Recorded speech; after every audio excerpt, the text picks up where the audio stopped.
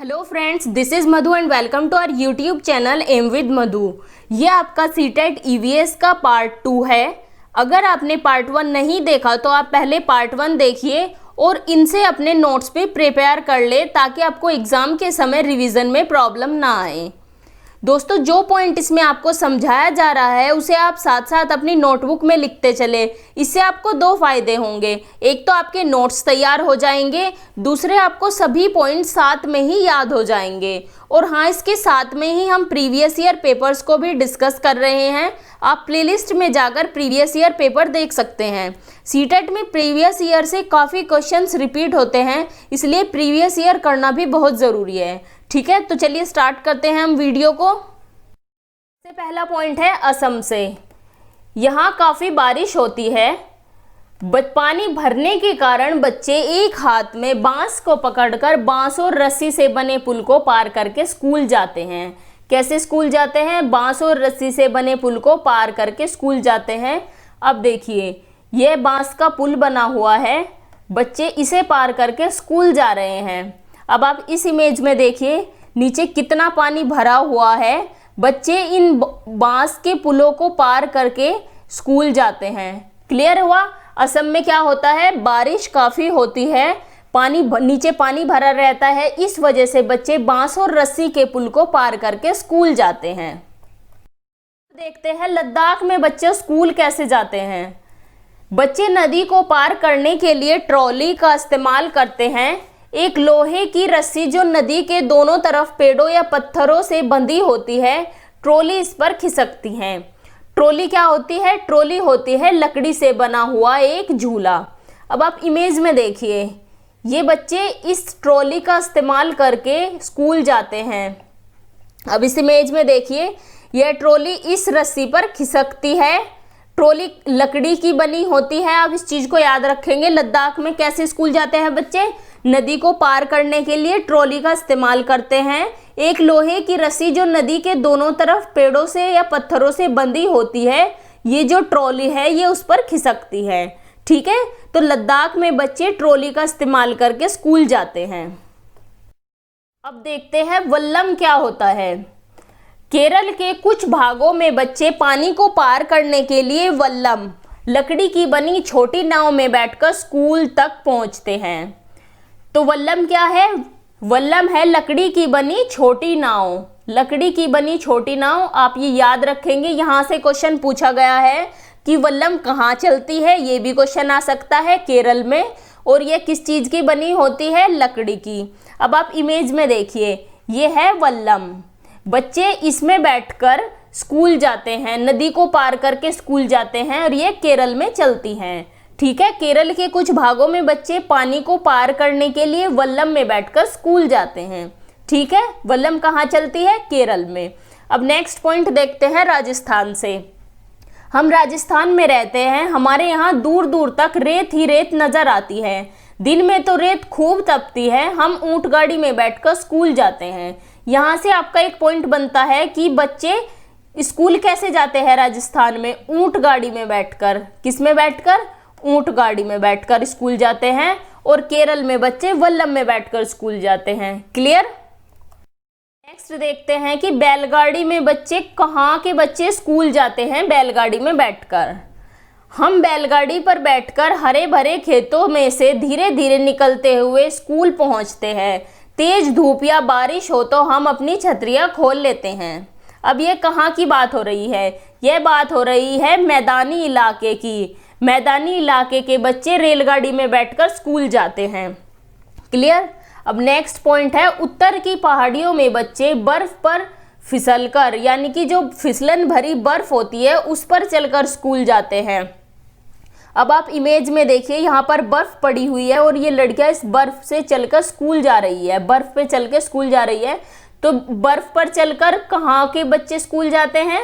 उत्तर की पहाड़ियों में।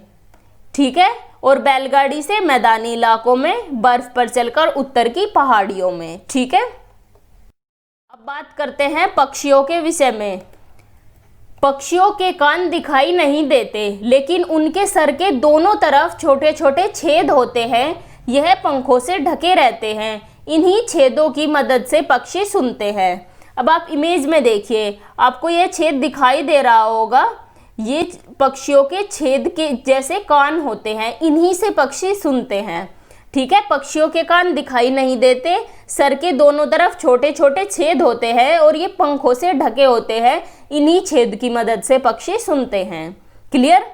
अब नेक्स्ट बात आती है छिपकली की। छिपकली के भी छोटे छेद जैसे कान होते हैं और मगरमच्छ के भी। अब इमेज में देखिए, ये आपको जो छेद दिखाई दे रहा है ये छिपकली के कान हैं। क्लियर, छिपकली के भी कान होते हैं छोटे छेद जैसे।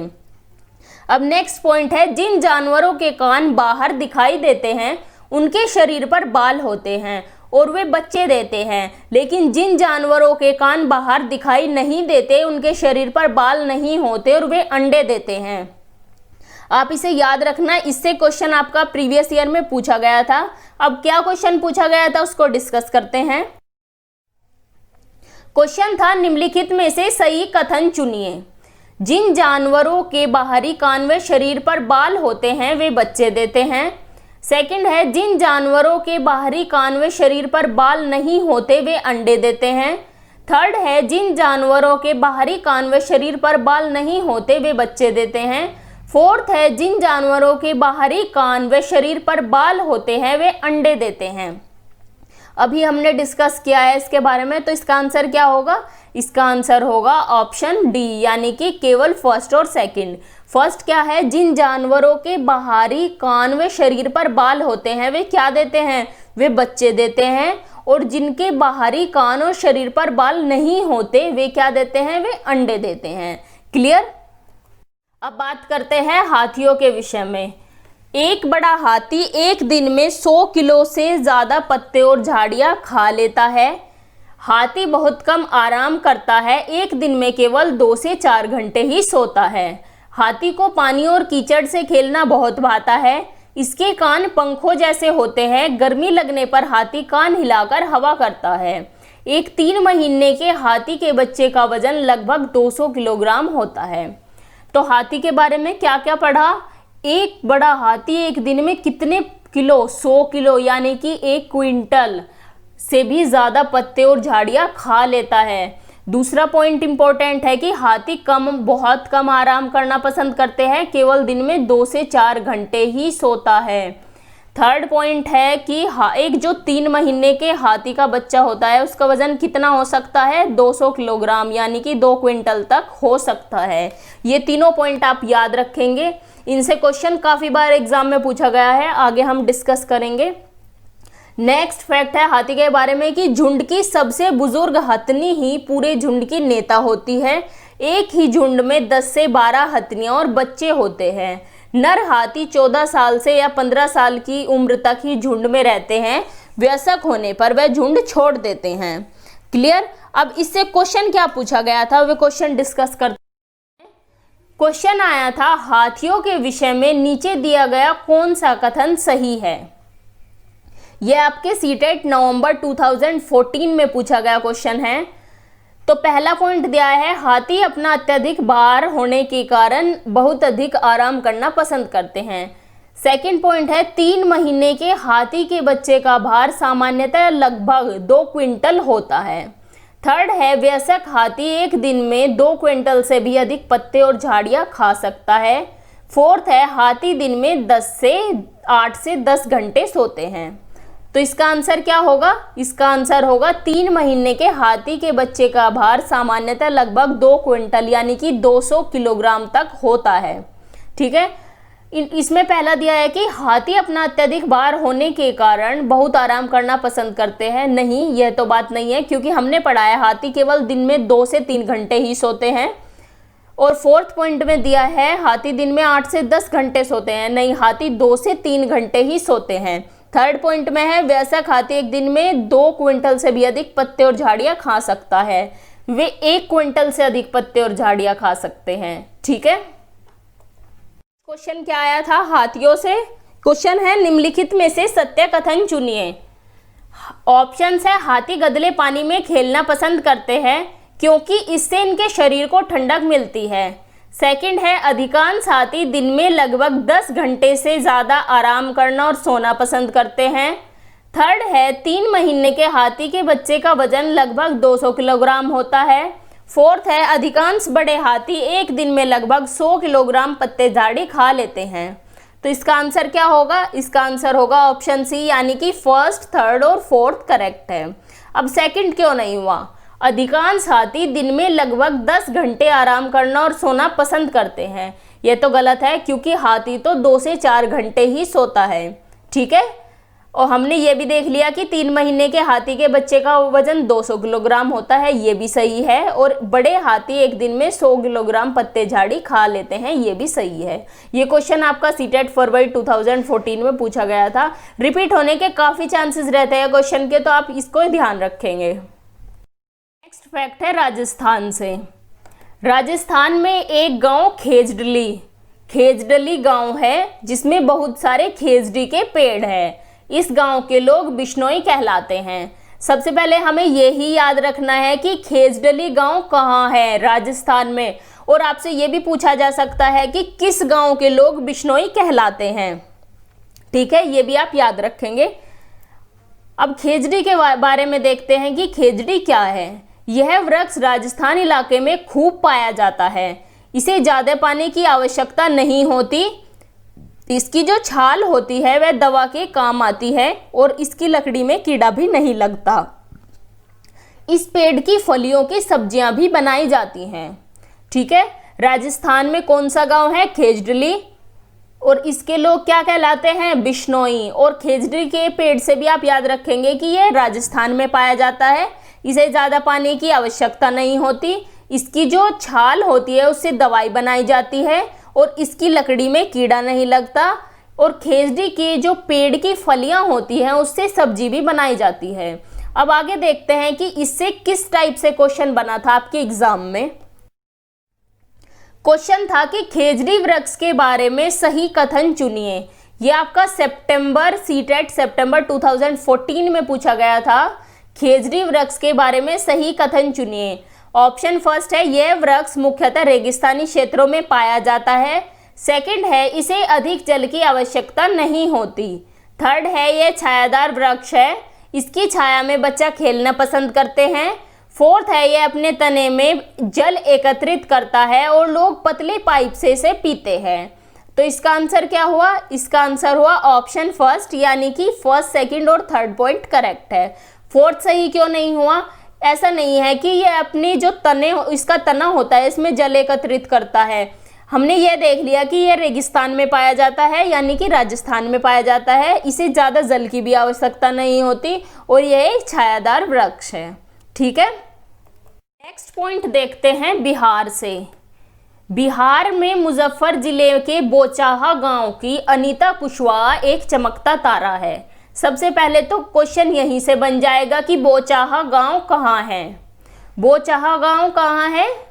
वो है बिहार में। अब अनीता कुशवाहा कौन है? यह एक गर्ल स्टार है। गर्ल स्टार कौन होती है? ये उन साधारण लड़कियों की असाधारण कहानी है जिन्होंने स्कूल जाकर अपनी जिंदगी बदल ली। ठीक है, अब नेक्स्ट पॉइंट है मधुमक्खी पालन से। मधुमक्खी पालन के बारे में देखते हैं। इससे भी कई बार क्वेश्चन बने हैं। अक्टूबर से दिसंबर का समय मधुमक्खियों के अंडे देने का होता है। मधुमक्खी पालन शुरू करने का यह सबसे अच्छा समय माना जाता है। बोचाहा गांव में लीची के बहुत पेड़ है। लीची के फूल फरवरी में खिलते हैं। यह फूल मधुमक्खियों को लुभाते हैं। नेक्स्ट पॉइंट है एक छत्ते में एक रानी मक्खी होती है जो अंडे देती है। कुछ और मक्खियां भी होती है, रस इकट्ठा करती है। फिर है मधुमक्खियों के लिए चीनी का घोल तैयार किया जाता है। इसके बाद मधुमक्खियों की तरह ही चींटियां, दीमक और ततैयां भी समूह में रहते हैं। अब यहाँ से इम्पोर्टेंट क्या है? सबसे पहले इम्पोर्टेंट है कि मधुमक्खियों के अंडे देने का, यानी कि मधुमक्खियों पालन शुरू करने का सबसे अच्छा समय कौन सा होता है? अक्टूबर से दिसंबर। ये याद रखेंगे, ये एग्जाम में पूछा गया था। इसके बाद है कि मधुमक्खियों को कौन से फूल लुभाते हैं? लीची के फूल। कौन से फूल? लीची के फूल लुभाते हैं। फिर इसके बाद कौन कौन से ऐसे जानवर है या कौन से ऐसे कीट है जो झुंड में रहते हैं? कौन कौन से? चींटियां, दीमक और ततैयां। अब आगे ये देखते हैं कि इससे रिलेटेड क्या क्वेश्चन पूछा गया था आपके एग्जाम में। क्वेश्चन आया था मधुमक्खियों के विषय में सही कथन चुनिए। ऑप्शंस थे मधुमक्खी पालन शुरू करने का सबसे अच्छा समय जनवरी से मार्च तक है। सेकंड है लीची के फूल मधुमक्खियों को लुभाते हैं। थर्ड है मधुमक्खी पालन और उनके द्वारा उत्पादित शहद का भंडारण करने के लिए बक्सों की आवश्यकता होती है। फोर्थ है मधुमक्खियों के लिए मीठा घोल बनाने के लिए चीनी खरीदी जाती है। तो इसका आंसर क्या हुआ? इसका आंसर हुआ ऑप्शन सी, यानी कि सेकंड, थर्ड और फोर्थ पॉइंट राइट है। अब फर्स्ट सही क्यों नहीं हुआ? इसमें दिया हुआ है मधुमक्खी पालन शुरू करने का सबसे अच्छा समय जनवरी से मार्च तक है। अभी हमने क्या पढ़ा कि अक्टूबर से दिसंबर तक का सबसे अच्छा समय होता है मधुमक्खियों को पालने के लिए, तो यही इसका ऑप्शन गलत हो गया। तो इसका आंसर हुआ सेकंड सही है, लीची के फूल मधुमक्खियों को लुभाते हैं। थर्ड है मधुमक्खी पालन और उनके द्वारा उत्पादित शहद का भंडारण करने के लिए बिल्कुल बक्सों की भी आवश्यकता होती है। फोर्थ है मधुमक्खियों के लिए मीठा घोल बनाने के लिए चीनी खरीदी जाती है। ये सब पॉइंट आपके सही है, फर्स्ट गलत है। ठीक है, आया था बिहार राज्य के लोगों के लिए मधुमक्खी पालन शुरू करने की सबसे अच्छी अवधि कौन सी होती है? ऑप्शन है जनवरी से मार्च, अप्रैल से जून, जुलाई से सितंबर और अक्टूबर से दिसंबर। तो कौन सी होती है? अक्टूबर से दिसंबर। ये चीजें हम डिस्कस कर चुके हैं। नेक्स्ट क्वेश्चन आया था निम्नलिखित में से कौन सा कीट मधुमक्खियों की तरह कॉलोनी यानी कि समूह में नहीं रहता? यह आपका सितंबर 2014 में पूछा गया था। आपके ऑप्शंस है दीमक, मकड़ी, चींटी और ततैया। तो आंसर क्या होगा इसका? मकड़ी। आपने देखा होगा कि मकड़ी जो है वह अपना जाल बनाती है और जाल में वह अकेली रहती है, ग्रुप में नहीं रहती। जबकि जो दीमक, चींटी और ततैया हैं ये सब समूह में यानी कि कॉलोनी में रहते हैं। अहमदाबाद और वलसाड गुजरात में है, जबकि जो कोझिकोड है वह केरल में है। आपसे यह भी क्वेश्चन पूछा जा सकता है कि वलसाड या फिर अहमदाबाद, गांधीधाम यह कहाँ है? यह गुजरात में है और कोझिकोड केरल में है। ये फैक्ट भी आप याद रखेंगे। अब देखिए, ढोकला, चटनी, नींबू वाले चावल और मिठाई बेचने वाले अहमदाबाद के रेलवे स्टेशन पर खूब दिखेंगे। आपको पता है कि गुजरात में ढोकला बहुत खाया जाता है। ढोकला गुजरात का प्रसिद्ध व्यंजन है। अब यहाँ से क्वेश्चन कैसे बना था? क्वेश्चन आया था यदि आप रेलगाड़ी द्वारा अहमदाबाद जाते हैं तो आपको रेलवे स्टेशन पर अधिकतर बेचने वाली खाने की कौन सी चीजें बेचते मिलेंगे? यह आपका सीटेट जुलाई 2013 में पूछा गया था। आपके ऑप्शन है ढोकला, चटनी, नींबू वाले चावल, छोले भटूरे तथा लस्सी, इडली चटनी और वड़ा चटनी, पूरी साग तथा ठंडा दूध। तो इसका आंसर क्या होगा? इसका आंसर होगा ढोकला, चटनी तथा नींबू वाले चावल। नेक्स्ट क्वेश्चन पूछा गया था गांधीधाम का रहने वाला कोई व्यक्ति पहले भोपाल और फिर हैदराबाद जाना चाहता है, उसके सफर की दिशाएं क्या होंगी?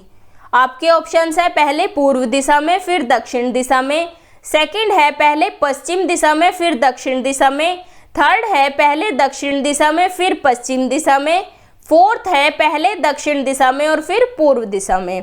अब आप देखिए इस मैप में, देखिए आप गुजरात में गांधीधाम से पहले भोपाल जाएगा और फिर भोपाल से हैदराबाद। अब कोई व्यक्ति चला वहाँ से भोपाल गया, उसके बाद गया हैदराबाद, तो उसकी दिशा क्या हुई? मैप में आप देख सकते हैं पहले वह पूर्व दिशा में चला और फिर वह दक्षिण दिशा में चला। तो इसका आंसर क्या हुआ? पहले पूर्व दिशा में और फिर दक्षिण दिशा में। यह आपका सीटेट जुलाई 2013 में पूछा गया था। मैप से भी आपके बहुत सारे क्वेश्चंस पूछे जाते हैं। मैप को भी हम डिस्कस करेंगे आगे की वीडियोज़ में। Thanks for watching. अगर आपको वीडियो अच्छी लगी हो इसे लाइक करें, अपने व्हाट्सएप स्टडी ग्रुप में शेयर करें और चैनल को सब्सक्राइब करें और साथ ही बेल आइकन को भी प्रेस कर दें जिससे आपको लेटेस्ट वीडियो के नोटिफिकेशंस मिलते रहें।